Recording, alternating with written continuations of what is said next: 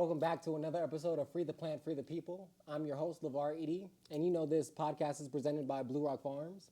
Today we have some special guests, which we're going to get into and definitely get to know them more. So welcome to the family, and I want to introduce Andrea and G from Rollin Love. Look at you. They have a dispensary out here in New Mexico. It's based in Las Vegas, New Mexico. So if you're in that area or around that way or bypassing that in Las Vegas, definitely give them a shot. Take a stop and take a look. You know.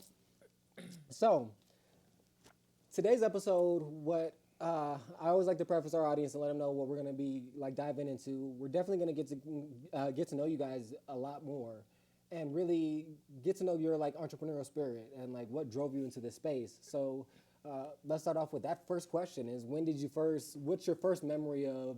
You might not have known at that point, but reflecting on it now is like, dang, I've been a businessman or a businesswoman. I've been a business person since that point. Do you guys know those? That moment for you guys? Mine for me was in the 10th grade.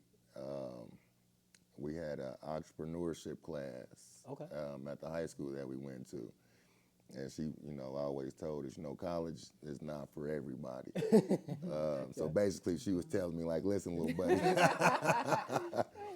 you gonna have to figure something out, But no, because then I've always raised dogs. So she was told me, this is gonna go hand in hand for what you want to do in life. So from that point forth, it was just kind of like, here we go. I think for me, like I've always been, and not to be in that space, but like I've always been like just a natural born leader. Like my parents, they raised me to be a leader, not a follower. Gotcha. Like I need you to know that you have the power and you have the ability to go out and lead and to do your own thing. But I think it was more so like, once you graduated, you found you a job and stuff, and then you constantly wanted to move up. Like, you had the work ethic, you had the ability, to move up, but they kept just kind of placing that barrier on you, like, you're not ready just yet. Yeah. And then once we started raising our greyhounds and we were kind of in our own space, it was like, you know what? I'll never go back to working for anybody else again. Like, I can't do that. Yes, like I got to be me. I have to do for me. I want to be able to set my own hours, to leave when I need to leave, to come when I need to come, and then again to create that space for minorities to also come in and see like what we're doing, or let me help, or let me get a job, or So that's kind of been my thing. Like I've always wanted my own. So that's awesome, and that leads me to like what I wanted to ask you too is like. I know for me as a black man, like what really got me into this, like gung-ho on creating this ecosystem, making sure we support others, making sure we support others that look like us, is because I say it like I came from a single family home, so like it wasn't easy for us. I managed to get to college. I studied hard. I got good grades. Like. I know the business sense. I know the plant side, but I was still getting turned down on these jobs. Like for head cultivators of like, bro, I've been growing this plant for so long compared to these guys. I got the proof, and I have the science behind it. Like saying like I have the paperwork of saying like just I know. Give me a chance. That's all I'm saying. Bro. And it was like nobody was giving me a chance, but I'm seeing other people that don't look like us getting these chances with no experience in this space, and it's like, if it's this hard for me.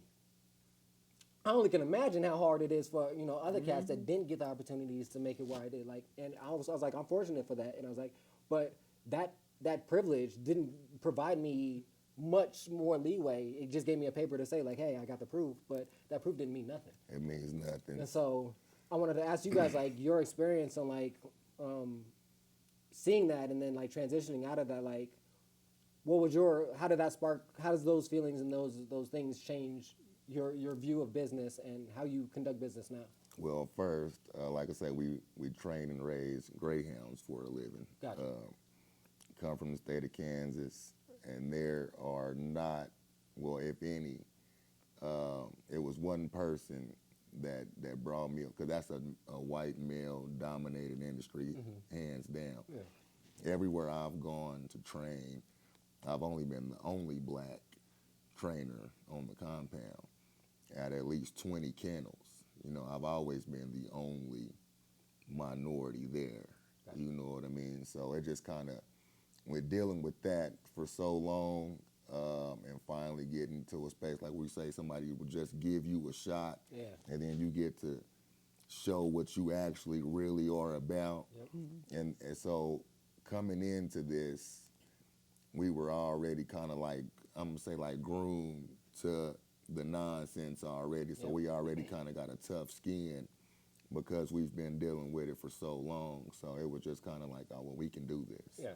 So Yeah, but it's unfortunate that you had to develop a tough skin in a Yes. space. Not saying again, business is hard, and it's not technically it shouldn't be, in my opinion, because you learn things through those failures and through those difficulties.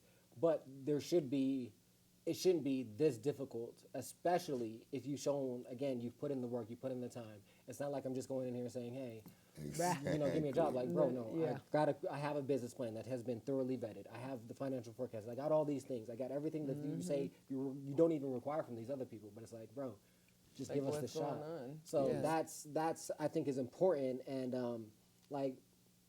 so what made that transition from the Greyhounds into the cannabis side? And let's kind of split that question up into two phases of enjoying it personally versus deciding to get into the business side of it.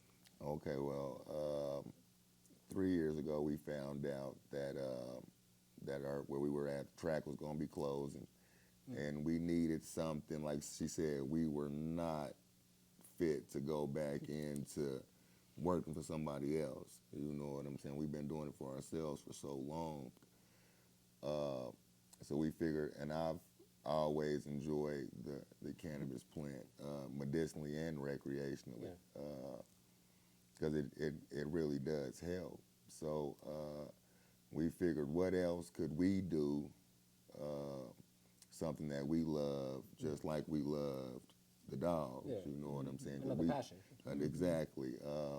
Because like we tell our kids, we don't want to do nothing that we don't want to do in life. You know, your life you should be doing whatever it is that you want to pursue in life. Life should be enjoyable. Yeah. So we figured, what's the next best thing than playing with puppies all day? Yeah. You know? And then in Arkansas, like, so it's medical there in Arkansas. However, again, they have that market hemmed up by their, select few. So it was gonna be like they wanted you to have like $1 million in liquid assets, 500,000 in your account. I mean, and then part of the application process was $7,500 just for the to application. apply, and then if they said no, then you only get half of it back. You don't even get the full. That's and then better than some states. You don't get nothing back. yeah, See, but it's damn, like that's cold-blooded. you're not even making it attainable for anybody, and I mean, let alone your people. You Yeah, know, there's a so 10% people that can Actually that. do this. Yeah. Like, what kind of numbers is y'all Yeah. putting at it? Like, that's And crazy. so it was just like, and then we found out, like, once we were getting ready to close that, hey, New Mexico is becoming legal. We're more small town people. So we don't necessarily, like, we're grown, we don't need the big town, Yeah. the big city. So we did land in Las Vegas. We came up during COVID, Gotcha. and we're able to kind of see the dynamic of how people, interacted with each other, and if it aligned with who we were as human beings as well, because we are very much community driven. We are very much, for the people, like, in general. And so we found that they were just really, making sure they taking care of each other. Yeah. So we were like, you know what, this is a great space for us, and let's go ahead and try this. And most business, I mean, when you come into the cannabis business, that's your first thought. It's either a grower or retail. You don't think of all the additional, you could be a courier or, help websites. You don't think of those other things. And Yeah, the ancillary businesses that aren't and plant then, touching. yeah. And ours is very much, you know, we want to be on the educational side of it, you know, because when you go to, you know, both of our boys, they were in college. One was in Colorado and one was in ASU or in Arizona. Yeah. So, you know, we got to go into those dispensaries and kind of see how they operated, see what they did and what we wanted different, you know, for ours. And so that's kind of helped us build what we have there. And then it just, again, aligns with our goals as people. So, but that's kind of what brought us this way. Gotcha. And so I really like the name Rollin Love because I do associate the plant with love, and the care and the tenderness that I grow it with is with love. And I believe you get that back, as my fiance always says about cooking, which I hate doing, by the way. I really hate cooking. Unless it's barbecuing, then it's like it's all good. Then you straight. Yeah. Like I do what I do. Give me a joint, give me the grill, I'm good. Let's go. But she always says about cooking that, you know, you can tell who cooks with love and who doesn't. Just because, yeah, you can be a chef, but if you're not cooking with love, it'll be good, but it won't be great. I believe that. My mom is actually a chef. And that she is, and my grandmother, my mom, my grandmother, my aunts, all of them. Really okay, you got a family of chefs. Yeah, they know it's gonna get down to the kitchen. Okay. And they That's a true believe statement. that, like, you know who's putting feeling in they sauce. That's why it's called soul food. You know what I mean? Because you putting your soul into it. So yeah, for sure. So I would say, is that the association that you were trying to make with it? Well, and our last name is Love. Yeah, our last So that's why name I is- saw that when I saw the email. I was like, that's dope. But Yeah. So yeah. It is. We were actually at Double entendre, home opening of the Kansas City Chiefs game. We're from Kansas, so we were sitting in the parking lot tailgating, just bullshitting, and we were trying to figure out like what would we name our shop? What's our brand? What's our legacy? Like, what are we trying to do with this? And that ties into the other question, just doing everything behind us is love. And so we were like, well, shit. And so we were rolling up. And I looked at him, I was like, oh, shit. I was like, Rollin Love. I was like, we rolling a little love in every joint. Yeah. And he was like, hell yeah. That's so we, it. So that's what it was. And, we wanted to keep our name because, again, and that's who we are. Like, when you come in, you're going to feel that. Like, we want you to feel that, and we want you to know, like, who we are, because it's not just cannabis for us. It is education. It's making sure, like, you're smoking the right thing, you're consuming the right thing, you're, whatever. What you need yes. for you. And then we're not just selling you stuff to sell you. Yeah. We're selling you with a purpose, and we're telling you that intention is, we want the best for you out of this. You buy, you don't, but But we just want to make sure it's make for sure you. And we've become counselors. We build relationships. It's vital to our success, and then just not the success of the business, but the success in its entirety as people, as our unit, our community right here. Like, we have to open those waters for everybody to kind of get back into it, because I think COVID kind of shut everything and everybody down. Like, you became very much withdrawn. Introverted. Yeah, and it was. I'm an introvert by nature, but that didn't help. So you were like, "Oh, this is my space." Yeah, I was like, y'all tripping. Like, this is great. I was like, I don't have to make excuses not to go. Like, what? Like, say less. Say COVID. Say less. Say less. I did want to mention something that I thought, and again, on the show, we want to give tips to young entrepreneurs that are thinking about getting in the space. And one of the things that I was instructed on early in, because I've participated in 2 business accelerator programs specifically for cannabis companies, and one of the things that they told me early on, and that's why the names of both of my farm and our soon-to-be cannabis farm will have names like it, but it's to keep it in a way that it's tied to what you're doing, but it's not in your face. Like, and they kept on saying there was like examples of like, it's fine to have like keeping the flower and everything here, but if you just took your name away and the logo and you put it anywhere, they would just be like, oh, that's a dope logo.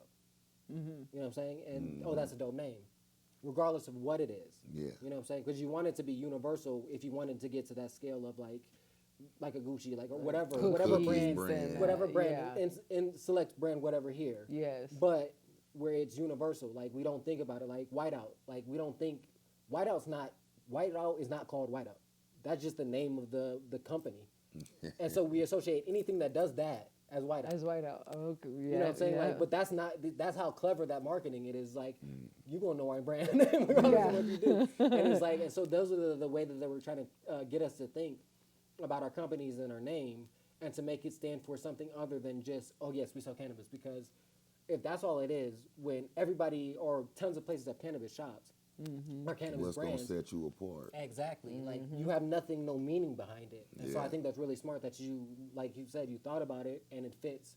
Like, it goes deeper than just, yeah, I'm rolling love in a blunt or a joint or whatever. But it ties to your name. It's tied to the love that we're trying to give to the people. And there's actually a heart in the you know smoke like that where, comes yeah, out. like where it's deeper than just that. I thought that's pretty dope.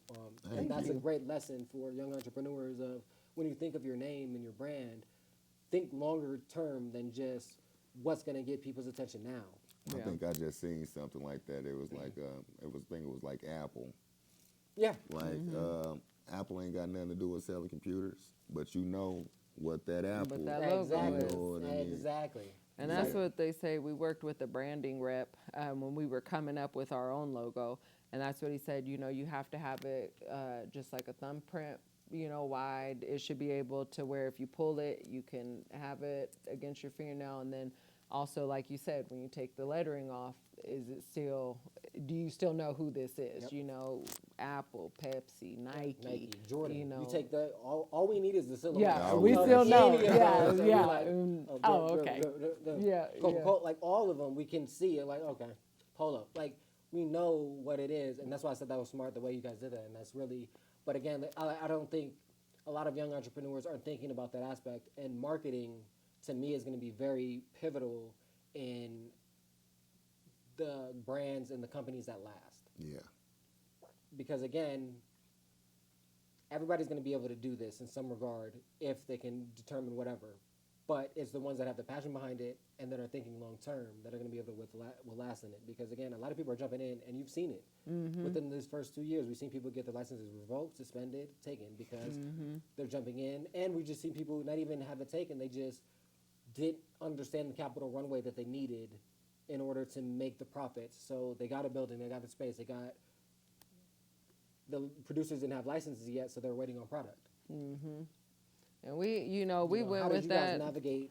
Did you guys have any of those issues, and how did you guys navigate them? And it was difficult because when we opened, he was still in Arkansas. So Okay. he was still in Arkansas for a year, shutting that down. Got you. Because it didn't shut down for a year. So he was there, and I Trying was to tie in. one thing up while you're in the While other. we're starting Yeah, another. yeah, So yeah. and that is something, you know, we even too, you know, naively kind of jumped into it like, oh shit, okay, you know, we can, you know, we basically, you know, sold our house, we traded in our stocks, you know, and that's the money we utilized to front it.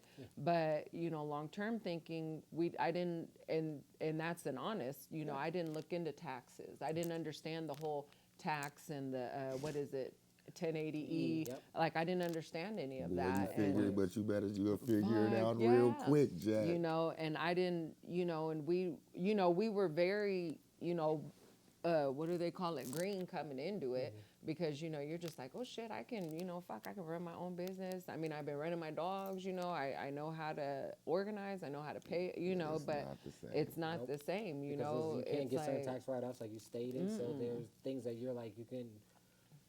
And that's the things that I want to get people to be educated about, because again, there's a lot of people that were in that situation, and you guys are lucky that you guys made it through it. Some people didn't, because they didn't have the capacity to continue running. yeah. But because I say the same thing on the flip side, on the cultivation side, there's cats that come up to me all the time and be like, well, I grow this many plants in my house, or I've grown this many plants in a small warehouse, or whatever. And I'm like, yeah, that's great. That doesn't mean you can make it in this space. I'm not deterring you. I'm just being honest with you. Right. The fact is, at your house in the warehouse, you're not getting it tested. Yeah. Yeah. Yeah. Just that alone, you're not getting it tested. So you don't even know if the product that you're growing is capable of making it to a shelf. That's right. So. And just because you sitting in here in the That is back good. room That is all this. smoking Yeah. all Yeah, it. You don't know. You don't know the we THC get that potency. a And lot. right now, we know that that's dictating prices to a certain extent. So It is very if you much don't so. know, but I believe that's going to change, because in reality, we've been smoking weed on the street so long, right? Yeah. We don't know what the THC potency is. Yeah. That's what I be We just know, trying to tell. we know, does it hit or not? Do Yes. we feel it or not? Does it taste good or not? All these things we know. So it's like, really, your body's going to tell you. But I do agree with the testing. Well, that's my disagreement on using THC as a price point. Right. That should not be it. I do believe there is a formula and components that you can use that's data-driven so you can determine what the price point should be. But we'll get into that another day. But I just know, like, that's what I'm saying is, like, for on your side is, like, I'm glad that you guys brought that up, and I'm glad that you're open enough to say that to, like, because, again, people are going to jump into this space, and they have, and necessarily shoot themselves in the foot. Like, That's Yeah. exactly what they're going to do. And, Because it's more to it than, like she said, well, we was like, oh, we can just start a bit like, okay. we know business. Yeah, and We we done- know we good. weed, We like, straight. you know what I'm saying? But it's not what you think it is. It's just so much more involved in just the whole scope of everything to where you really need to sit down and be like, hey, Yeah. get you somebody, get you a team together, and somebody that can really direct you into the space where you are going to be the most successful. And we didn't go into it just completely blind. No, Like yeah. we did our research. Yeah. We, because the thing is, we got a building. It needed work, so we had to, and then you sit there and you kind of go through. Okay, I'm going to need X amount of money for construction. I'm going to need X amount of money for our systems. I'm going to need X amount of money for inventory. And then you kind of go through and you have what you have set aside. But then it's like again, so we're more in the slow and steady.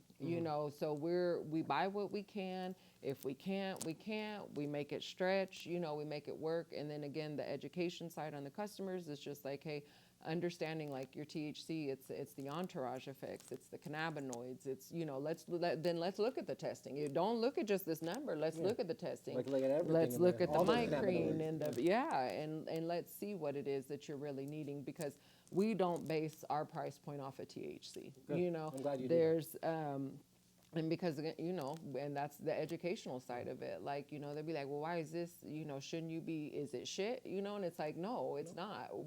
What we can get, we're going to pass those discounts on to you and those savings on to you. But we don't, because we've had a 14% that have you knocked on your ass, and so we, again, it's just educating. But yeah, for people looking to get into it, it is, make sure you have a great CPA. Kenya Alexander, shout out to her. She's a minority in the business. And we have her also on. Absolutely. Kenya Alexander, she would be phenomenal.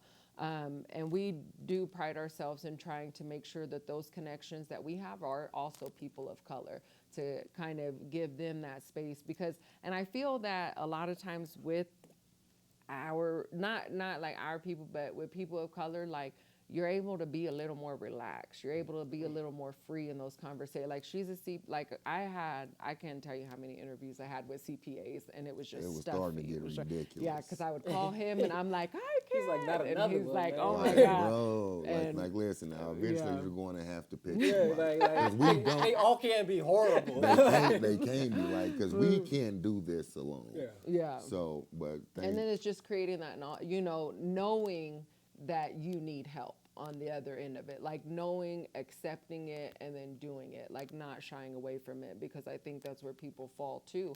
And then I think they fall just because cannabis is such a cutthroat industry. Like, everybody feels like they have to just chop the next one down. It's like, bro, if we all work together, like, we can make something happen. But it's just, trying to build those relationships and connects too. So I definitely agree with you, because that's again, like, the person I am today is a combination of the experiences that I've had.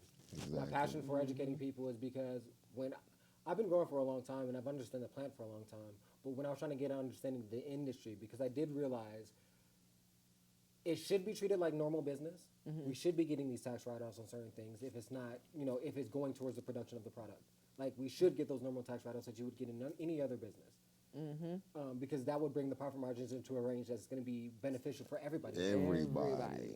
Like, that's why I left California, is because when I did the numbers, I just sat down and I did all my financial forecasts, and I was like, I'm paying about 45%, when I add up all of the taxes, how do you be a profitable business when that's 45%? That's not counting your expenses. That's just It's taxes. taxes. That's gone. Only. So like, what am I left to work with, exactly, bro? Yes. exactly. And I was like, as a black man, we're not gonna get venture capital investments. It's gonna be very hard for us. If you do, you're lucky. Hold on to those, but make sure you look at the contracts tight, so you're not getting taken advantage of. But those are the things like that driven me to like say like, well, I'll give you this information for free, bro, if it's gonna help you. You know what I'm saying? Because the thing that I think people in the cannabis space aren't realizing is giving people information on how to be compliant is not IP. It's not intellectual property. It's not something that's specific to you. Yeah. Yeah. Yes. Like, if you're asking me for my soil recipe, no. If you're asking me for my lighting, no. If you're asking me for these specific things that I use, my propagation techniques, no. Right. But I can give you the basics. Exactly. Like I can Help tell you each how to other clone, out. but I'm not going to give you my entire SOPs of step by step of what I do for my specific situation where I get the But ratios we I can need. get you to where you need Exactly. to be. And then if you have the Absolutely. thirst and desire, You'll you'll figure the go. rest out. Yes. Simple as that. Exactly, and my recipes, especially for cultivation, it's not gonna. Because I tell everybody that I consult on the cultivation side, they'd be like, well, what's the best light? What's the best this? What's the best? I'd be like, I can't tell you that. I need information first. Yeah. What's the space? What's the environment? How long are you trying to grow for? What type are you trying to grow for? Like there's a lot of parameters I need before I can tell you. Hey, what's the this budget. is what this Yeah, is. Because Yes, because yes. if I can give you the best scenario, but again, if you live in Antarctica, like that's That's not gonna gonna change what you need Drastically. versus if you live here in New Mexico. You know what I'm saying? Like, Yeah. but it's like thinking about that, but it's getting entrepreneurs to get in that mindset of like that's to me. If you're thinking of that capacity in your business, you're only going to be able to succeed. And it's glad that you're understanding your weaknesses and saying like, well, we don't know this part. Let's get somebody else. Because there's a lot of people in the space that I was telling like, you need to get a compliance officer.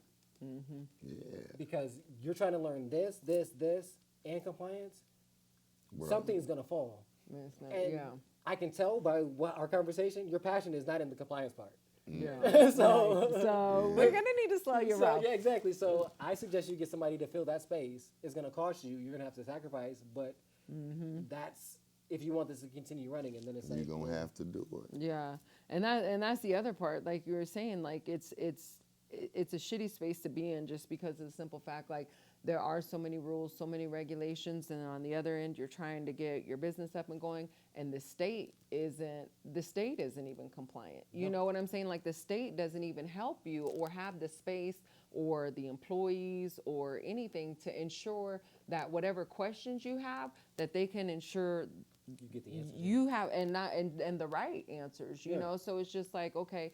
And that is an issue that we've had is just navigating compliance without having the compliance people help us, Yeah. you know, and it's just, and that is unfortunate, you know, because it's like you don't want to be in a space where you have, you know, like, hey, we need to talk about your license because you're not, but you know, it's like, no, I've sent you emails, I've Yeah. waited on I've calls. proven my due I've, diligence that you I'm know, trying. Yeah, like, and it's, so that part, as far as like the state, I wish that they would be able to be in a space to give more guidance and to have people come in and help, you know, but again, it's just like reaching out. Like we have Off-Grid Grow, which we've helped them and they've helped us. And so, you know, Stevie from Colfax, like Awesome. I have questions. Hey, I got you. You know, I have those connects like, hey, what did you do about this? And they'll call us, hey, how did you navigate this part? You know, Creating so that ecosystem. yes. We're all in this together. Yes, At the end of the day. yeah. If I find something like, if these rules change and I find out this understanding is different than what we thought it was, I'm going to pass it on to you. Like, I'm hey, gonna let you know. they're changing the packaging. Yeah. Yeah. Yes. The faster you, because again, the other thing that's important in this space is the faster we communicate information and data amongst each other, especially the small companies, it allows us to make the adjustments we need the fastest to allow us the ability to succeed. That's right. And a great example that I use all the time is California, when they release adult use, let's say it got released in January. 3 months, I think, to 6 months down the line, they changed the packaging requirements. If you're a small business and you bought 20,000 bags or packaging or Mylar bags of what you deemed were in compliance. Because at that point, they didn't say anything about it had to be clear or see-through.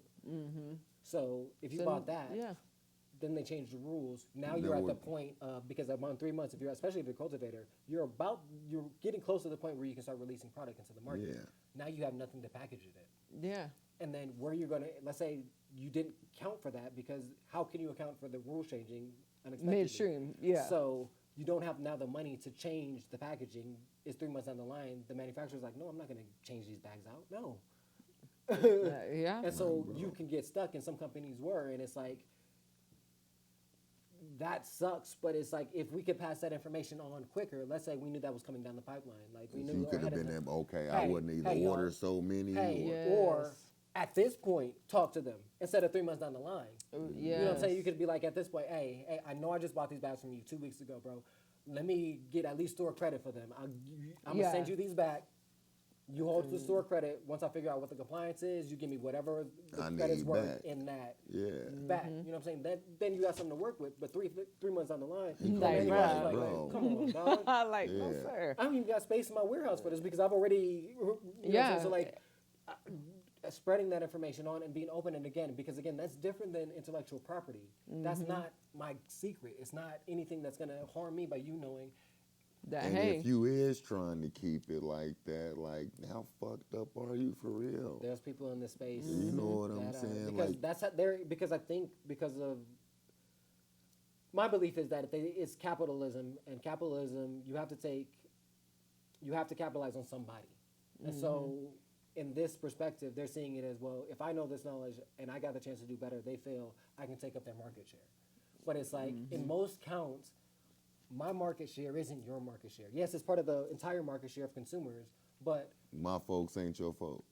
And even if they are, that doesn't mean I'm not going to, let's say I want to get the flower from your shop, but I want to get the topical at their shop. Yeah. We can still make it. Yeah, We can have still a do what we customer need that to is do. sharing products because we don't carry that. You guys don't carry that brand particularly. And it's not nothing of fault, but it's just like, well, we just don't carry it. We like the brand we got.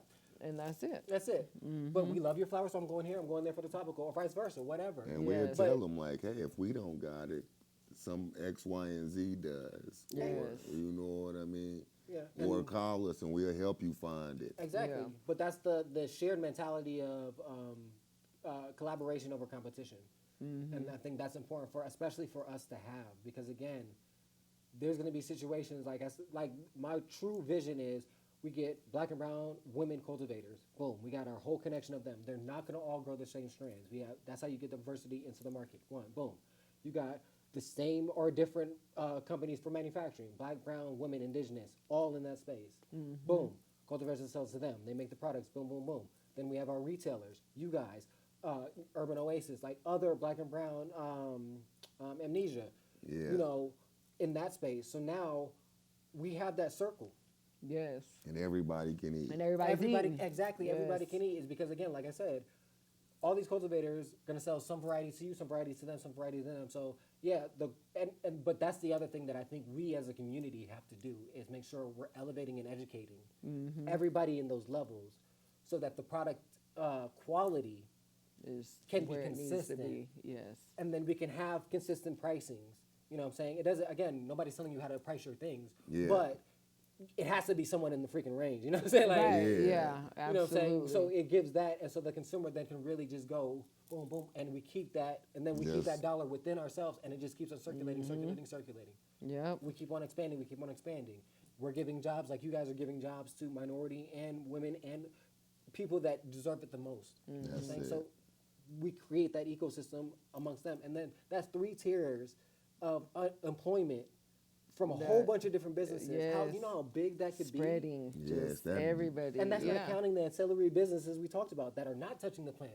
The delivery services, the couriers, you know what I'm saying? The ones that are building the smoke trays, websites, all these other aspects. Accessories, And that's that just like you includes said. into the ecosystem, and it just keeps on circulating, and we're good. And so when those big companies come in, it's like, yeah, do what y'all do. Yeah. Because we straight. Yeah, we're Yeah. And that's Good luck the trying thing. to compete with our quality. Right. Yeah. And that's the thing. You have a lot of these big chain dispensaries, and they're not worried about quality. No. They're worried about quantity, and they're just Quantity and throwing price. out whatever you got, and they're trying to beat us out on prices, so we eventually, lose our customer base. And we, when we had a big name dispensary move down the street, and we did lose, some customer base for a little while. But, it's that consistency, because then after a while they'd come back and they'd be like, man, like, I like, giving them prices that we can't. Like, I can't afford to give you a gram for $2. I'm Like, not gonna go out of business. to shit, try I to- don't, yeah, and I'm not not, doing that. I'm going to stand behind what we are, which is quality, and we are love, and we are the people. Like, It's honest and pricing, and that's the yes. other thing that you can say, and that's what I tell companies too. Is like, if you can justify your pricing, it doesn't matter what anybody says about it. If you have something to stand behind it, I can justify this pricing. We looked at the market. This is what it's saying. This is what we need for our bottom line here. This is why we put it at this price here. Da da da da da. I'm not saying you deserve that for your consumers, but to me, as the business, As a that's small good business. That's yes. good Yeah. business to do, so that again, you don't have. So when a customer comes to you and says, "Oh, your price is too high," you're like, "Well, I'm sorry," Yeah, and you're fine with that. You don't have to feel guilty or like, "Dang, I should have." It's like, no, yeah. we thought about this really hard. Trust Yeah, Bro. me. like we have to factor in delivery, because we're the ones going and getting Yeah, the product. We transport, don't have a everything. delivery service. Gas to get it there, gas to get it like there. Our time, time energy, money, the researching, people. our time calling, our time. There's a lot that factors in crazy, prior to it leaving the door. So it's just like and those are hard conversations we have to have. But then when they come back and they're like, damn, like I was going, but no, I can't do that shit no more. Then it's like, okay, cool. Like we did what we were supposed to do, so. That's why I tell her, just relax. Yeah. Don't panic. That's rule number 'Cause one. I'm the panicky don't one, panic. Rule number one, do not panic. It My is fiance is going the same way. to be all right. And I'd be like, she'd be like, "How come you never?" I was like, "Because at the end of the day, I know one, worrying is not going to solve the problem. Two, I promise you, I've already been thinking about this problem for a very long time in my head. Yeah. I'm just not saying it to you because it's not worrying. It's okay. I feel like need the Doctor extra Strange shit. in the Ultron movie where he's going through all the possibilities. That's what I'm doing in my head. So it's like, okay, this ain't gonna work. That ain't gonna work. That ain't gonna work. That might work. Maybe. Okay. Yeah. And then I'm refining that. So in my head, I'm like, I don't. It's not about emotions. It's yeah, just settle we're solving the down. problem, Yes. and there's always gonna be a solution. Yes. We just gotta calm down and figure it out. That's it. And it's a long road. It's as Mitzi It said, it's a is. marathon. So like we just gotta That's keep it. moving. And I'm glad to see that you guys are continuing to go that way and pushing forward and showing Thank you. black, brown, indigenous people like, hey, yo, we can do this shit. Like this is can do possible. this. You're living proofs of we're doing it. Again, it doesn't mean it's easy, Yeah. but you guys But are you going can through it. do You it. continue to go through it. So I do want to say, like, one, it looks like we're wrapping up on time. I will say, again, I want to say thank you guys for coming. And Thank you. there's three last questions I want to ask. Is there anything in particular, like one thing that you want to let aspiring minority owners and entrepreneurs that are interested in the cannabis space, not just plant touching, but ancillary, that you want to just pass along as advice? Do it. Yeah. Don't just do it. Just like Nike, just do it. Just go for it. Like, it's nothing to be afraid of. Like, you can do this. Like, in your heart of hearts, just know that you can do this. Like, it's nothing that you can't do. You put your mind to it, I promise you can do it. Like you said, it's not going to be easy for sure. But anything in life that you really want to obtain ain't going to be easy. It's always going to be something. That's life. Life be life, and goddammit. But you can do it. If Yeah. you want to, you can do it. That's all I would say too, is the same thing, is just educating yourself on what it is that you're wanting to do and look at all the possibilities. Like right now people come to us, I'm like, shit, don't look at retail right now because too of many. the taxes. Well, yeah, that and the tax. I mean, you can't make any. So I'm like, look at the ancillary businesses, see what you can do within the market if you want to stay here, but don't necessarily have to have the same capital, the same, that we lower would barriers have of to have. entry, Yes. So, but then, like you said, do it. My daddy always tell me, baby, If it was easy, everybody would be doing it. So it's just staying 10 toes down, like staying down, fucking, and wading through that mud. Yeah. Because at the end of the day, like, everything is a lesson. Like, whether you fail at something or whether something didn't work out, like, it doesn't mean that you got to squash everything, Yeah. you know? So it's just being persistent. No, I definitely agree in that. I just saw a clip. I've seen it several times, and but it was Nipsey saying, like, as you said, just do it, continue to do it, and just go on doing it. And then there's going to be a point where you go, well, shit, if I stop now, I'm closer to my goal than I was at the beginning. So I might as well continue to go, and then eventually you're going to get there, because I believe no hard work goes unnoticed. I believe at the end of the day, but the thing about it is, too, that I would just want to add on is making sure you're educating yourself. Because in this space in particular, the market is ever changing because it's a new market. Mm-hmm. The regulations are ever changing because, again, it's a new market. Some of the issues that you guys went through is a result of it being a new market. The reason why you couldn't get the compliance help that you guys needed is because they didn't have enough staff, one. Mm-hmm. Two, that staff is dealing with new regulations, and they don't even know what's going on. Yes. They don't know what's going on. And to me, it's a failure on their part, is because I felt that the government should have hired people that know others, that have done the research in other states in compliance, and can say, yeah, we haven't decided on the compliance that we're going to do here yet, but let's be aware and let's teach the people that are going to be in these roles while we're figuring it out. Yes. These are the most likely, some version of these compliances are going to be given here. Mm-hmm. And that's what happened.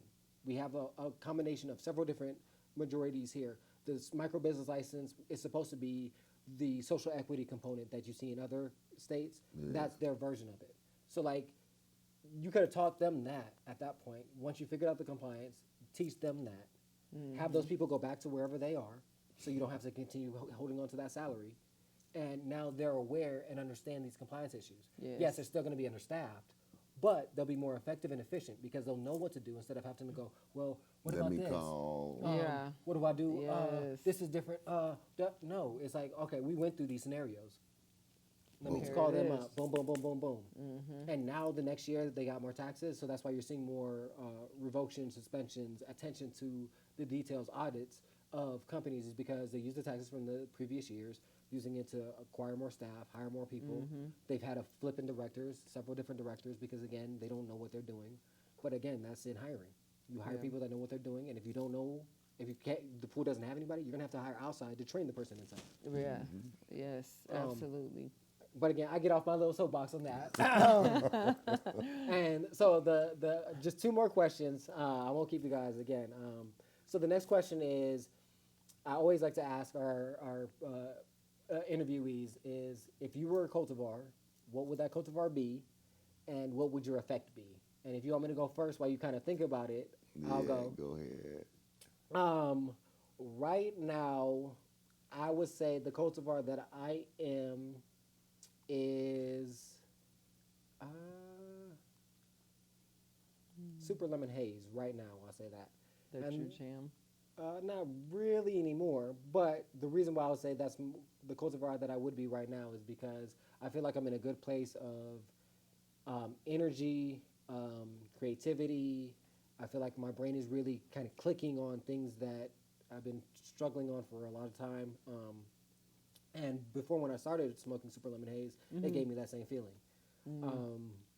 I'm not so much of a fan of it now. I don't have any issue with it, but I found other ones that have replaced it. Like I've said on this show several times, Dream Queen, Jelly Bean, XJ13, Pink Champagne. Those are my what I would say now. But since I already given those, I just wanted to switch it up. And I would say the effect would be, like I said, creative, energetic, and relaxed, but still moving forward. I think mine would probably be, like, I love the Pineapple Express. Okay, yeah. Like, that is my jam, just because of how it makes me feel. Like, I can, it helps with my anxiety. Like, I know sativas are more, like, brain stimulating, so sometimes it can kind of exacerbate that shit. But some people get jittery, it's like, I think it's just, like, a real clean and just like I love the way it makes me feel. Like, and that's my thing. Like I love a good sativa, but at night I love a good indica. Yeah. Like I love rosé. But what was that one we were smoking before the Donnie Burger came? Because we love a good Donnie Burger. Oh man, from Sherb. I do love Sherb. The Sherb. I think that's probably what it was. But I love a good indica that's just gonna relax me. And if it was me, that's a tough question. I know. Right now, no, I got it. I would be the Blue Glue. Okay. I was assuming Blue Dream and Gorilla Glue combination. I'm just even across the board, boss. Yeah, nice hybrid. You know what I'm saying? I'm not finna get too excited about too much of nothing, but I can also stay calm, cool, relaxed, gotcha. You know. And I like the color blue. Okay, gotcha. Okay. And so the last question that we'll end off with is, what does Free the Plant, Free the People mean to you? For me, I think because there's been such a negative connotation since the fucking beginning of time, and everybody that has, I mean, it means like two different things. Everybody who has been incarcerated behind it, you know, freeing the plant, making it legal, making it accessible. And then also for the medicinal benefits, like truly, like if you're telling us like, hey, this is a medicinal plant, then I should be able to take it fucking everywhere I go. If I go on vacation, just like if I'm on vacation, I call Walgreens, hey, I need or my doctor to say, hey, can you throw a prescription over at Walgreens? No problem. It should be, I shouldn't have to fear taking my plant to Texas with me. You know, I shouldn't have to fear to drive. So it's just about, and then freeing, you know, you have so many people that turn to alcohol. At the end of the day, like, let me get a glass of wine, and now, you know, a glass of wine is not bad, but then you have a lot of families that have that alcoholism in it, and freeing the plant just means that, like having access to it, educating people about the medicinal benefits, and the lack of, you know, those long-term effects. You know, we don't, you know, you don't have to worry about taking this antidepressant medicine but then having suicidal thoughts. You know what I'm saying? Like, that's an oxymoron. Like, and that's what Free the Plant, Free the People, like being able to use it and not worry about what the next person says. You know, we still get that when people come in and because we're on a major intersection. So they're looking, we're like, what are you doing? They're like, oh, I was just making sure nobody see me. And I'm like, bro, do you do that when you go get, you know, a damn, what's that, a liquor? And they're like, oh, no. If you go buy some apples at the grocery store, I'm like, this is literally grown on a plant in soil. In some situations, but it's grown. Right, like, God's gift. You don't go to the tomato. That you said that. Go like this. What, the God's gift? I know. I was like, fuck, I didn't think about that strain, but God's gift is good. I really do like God's gift. That is a good one. That's what that's how I feel. Fat Albert. Sorry. Okay, let me stop because Fat God's gift is that. I wish I could get a cut of that. But the free the people, because it's just so many people that have just been wronged that shouldn't have been. You know what I mean? Like the word on drugs. You know what I mean? Like, you need to free them people. Like, you literally, I mean, it don't get no simpler than that. Free the people, like, and free the plant, like she said, we should really cherish this plant. It should be cherished like it really should. But the only way they gonna do it is if they take her shackles off and let her really let her do her thing. Be free. You know. No, I want to say, like I said, thank you guys for coming on the episode and thank you. Giving those explanations of Free the Plant, Free the People, because for everybody it means something different. You know, there's some shared sentiments, but again, I like ending it so that we kind of get to know you guys more. So definitely go visit Rollin Love in Las Vegas, New Mexico. Definitely check them out on Instagram. They have funny sketches and skits. So definitely shout out check to them Elijah. Out. Yeah, definitely check them out. Show them some love. Literally, Rollin Love, show them some love. But with a follow. And then if you're in that area or passing by, definitely patron their spaces and, you know, support local, support Black and brown owned companies, because that's the only way that we're going to be able to make it into the space and, again, ensure quality. So Thank you again for watching another episode of Thank Free the y'all. Plant, Free the Thank People. you. And, you know, as we say, free the plant, free the people, free your mind, have fun. Free the plant, free the people. And we out. Thank y'all.